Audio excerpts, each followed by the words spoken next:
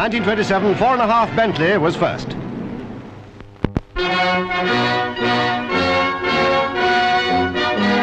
While Paris was awaiting the visit of the Queen with great eagerness, the city already had a foretaste of the splendor of the event as the household cavalry and their band paraded in the Champs-Élysées.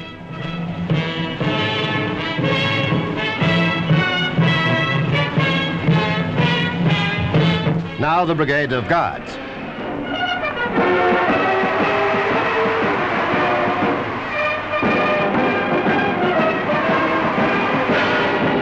Then the day of Her Majesty's arrival at Orly Airport. Punctually, the Royal Viscount came in. The weather, if rather cold, was as bright as the occasion. And now the Queen, followed by Prince Philip, began her 4-day state visit and received the warmest of welcomes from President Coty.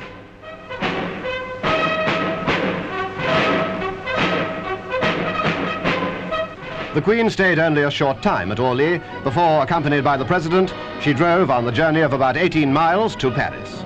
All along the route, the French people had gathered to see the Queen and to make it clear that they were delighted by her visit. Such was the very auspicious opening to a gay, happy, and most valuable Anglo-French occasion. In the afternoon, the Queen's first public engagement was a drive to the unknown soldier's tomb. She was accompanied by the French Minister of Defense.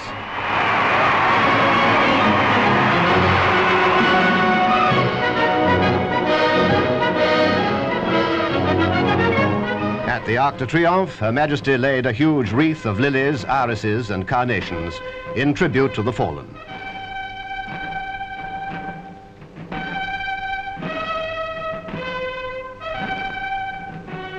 Next, the signing of the Golden Book as the band struck up a world-famous British tune. Then the drive back to the palace, where a state banquet was to be held that evening. The highlight of the banquet was the Queen's reply to President Coty's speech of welcome. Her Majesty traced the history of the Entente cordiale, and speaking in faultless French, she then proposed a toast. Prospérité de la France et des peuples qui lui sont associés. Puisse la confiance et la compréhension mutuelle entre la République française et le Royaume-Uni durer toujours. The climax of the first day was the visit to the opera, where a state performance was to be given.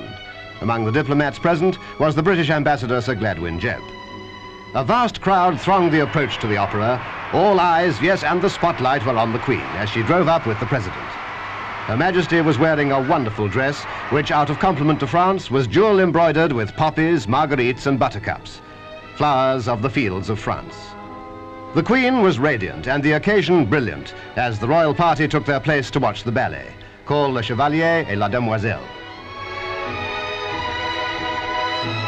During the interval, stars of the ballet, Liane d'Ide and Michel Renaud, were presented. A thrilling moment for them both.